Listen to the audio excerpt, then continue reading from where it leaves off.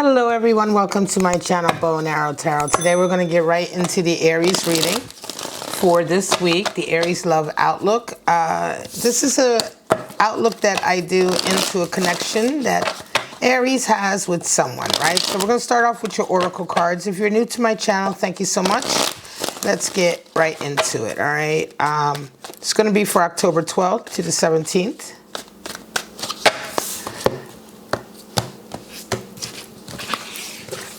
All right, so this week, Spirit of the Pentacle, Spirit of the Crow, and Spirit of Alchemy. Nice. All right. Spirit of the Pentacle. It's really all about unity, the wholeness, faith, right? Spirit of the Crow, talking about prophecy coming in, messages coming in. So oftentimes the crow is also associated maybe with bad news, right? But I think the crow gets a bad rap. Let me fix my lighting here. The crow gets a bad rap. It doesn't always have to be bad news, but it is sort of associated with prophecy, right? And information coming in.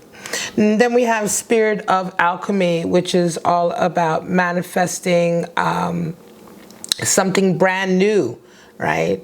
Combining your skills and transmuting those skills, transmuting what you have into something brand new. Alchemy is what they would consider sort of the ancient mystical art of creating gold, but it's much more to do with metaphysics. And in this case, we are talking about creating your dreams, right? Out of the elements. All right, here we are. Spirit of Alchemy, Spirit of the Crow, and Spirit of the Pentacle. So now let's get right into your actual reading, Aries. I'm going to see what this connection holds for you and this person this week. I'm going to pull out cards for your person and cards for you.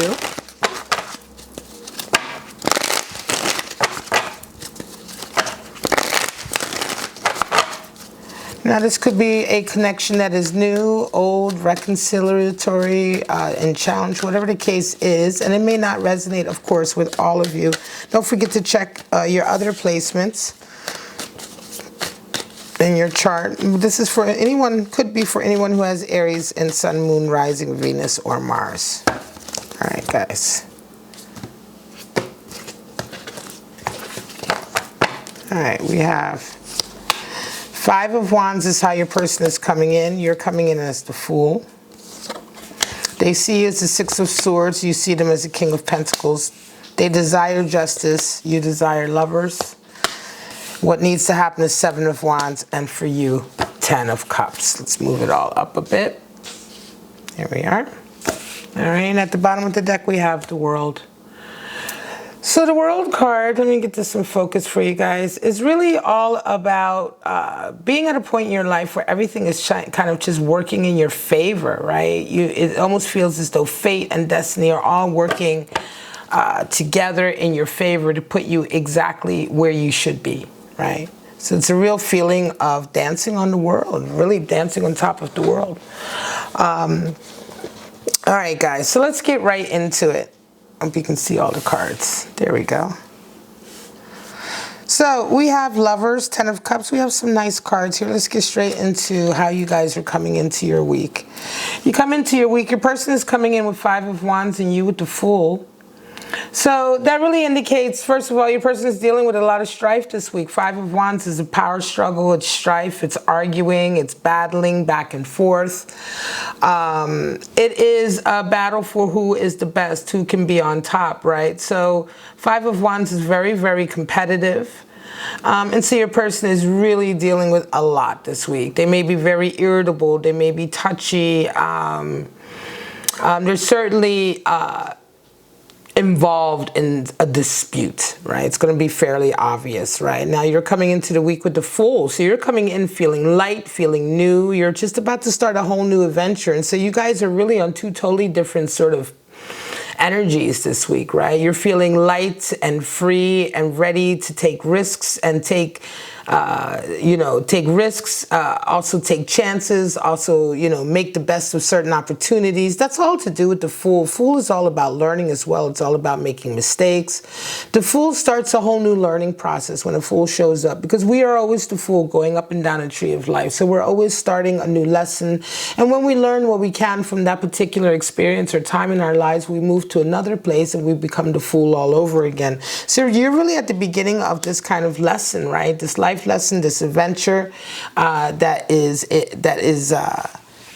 sort of just starting now, right, for you. Whether it started in the last week, few weeks, or a few days, right? It is kind of very new in your life, right? So now how do you guys see each other this week?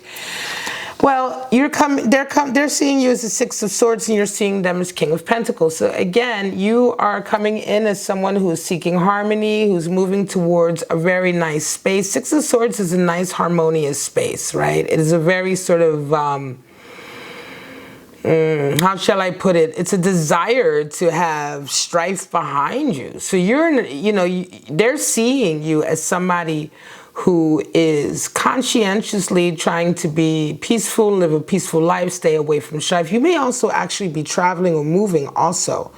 Six of Swords is essentially you have your back to them. So to a certain degree, they may be seeing you as slipping away from them.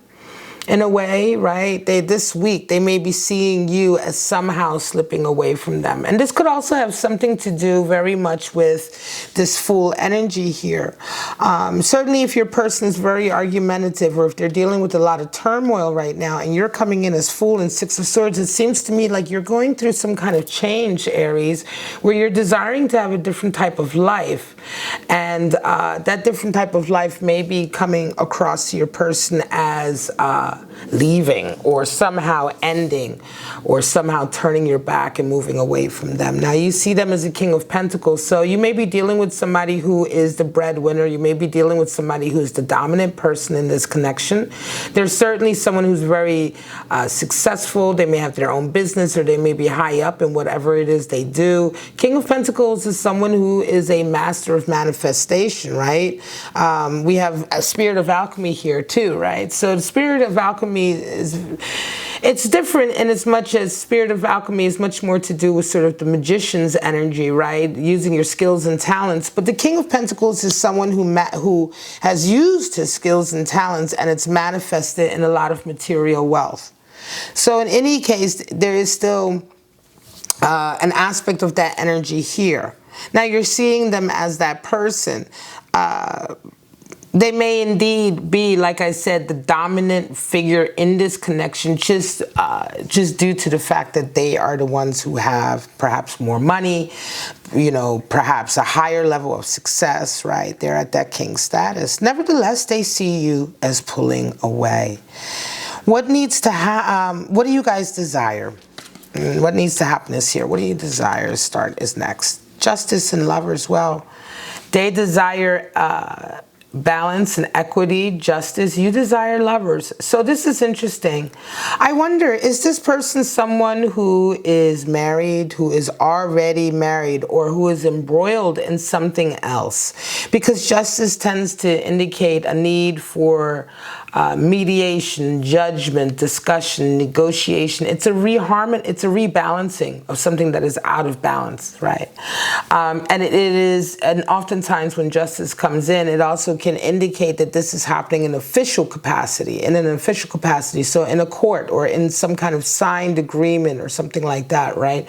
So you may indeed be dealing with someone who is married or going through a divorce or separation. It's something to do with this in their lives. Now, they may not be going through that either. It could be a financial thing, Aries. Also, you may be just dealing with someone who is financially, because if they're King of Pentacles, but they're embroiled in this sort of competitive battle, they may be involved in something financially that is really they're not able to hold you. This is how I feel for this reading, Aries. You're dealing with somebody who may be engrossed in their finances, their business. They could be involved with a previous connection that is very fraught and full of a lot of arguments. They may be waiting for a divorce, or they may be waiting for a settlement to do with the business or something like that. Nevertheless, feels to me that you're beginning to pull away because what you desire is lovers. So you desire to have a harmonious lovers association, or relationship, right?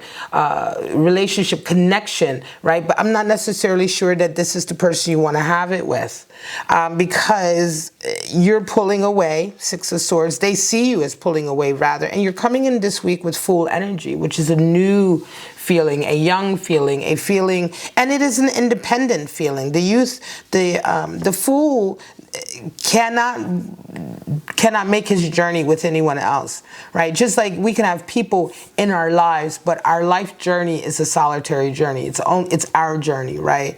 And so it is inherently part of the Fool energy, or implied in this Fool energy card of the tarot, that this new stage in your life, this new chapter, generally will be something that you're kind of starting alone, right? Or not needing to start certainly with someone else. You desire lovers, but I'm not sure if you're getting it. Now, what needs to happen? Well, again, Seven of Wands. Your person needs to fight for it. If they want to be with you, they need to fight for you, and they need to show you that you are as important or more important than their business, or than whatever it is that they're battling here. So if it is a divorce or a separation, or if it is something to do with money or business, whatever the case is, it's taking their focus, and they need to either get it done, handle it, and get on with being with you, or you know what I mean? Because you may not be around.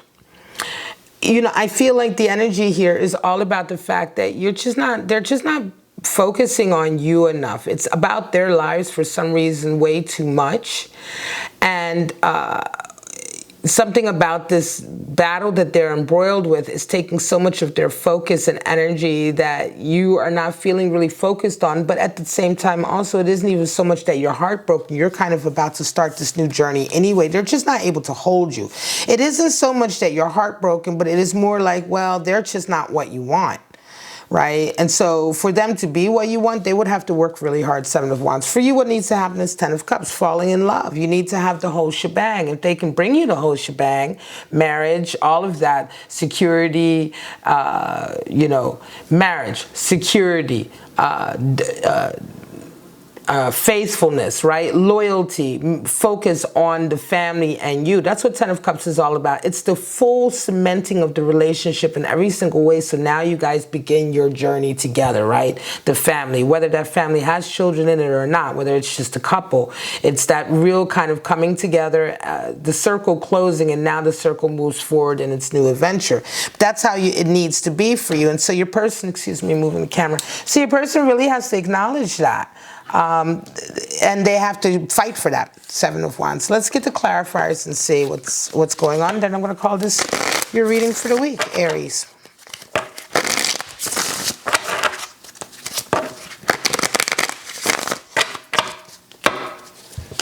Show me Aries, October 12th to the 19th.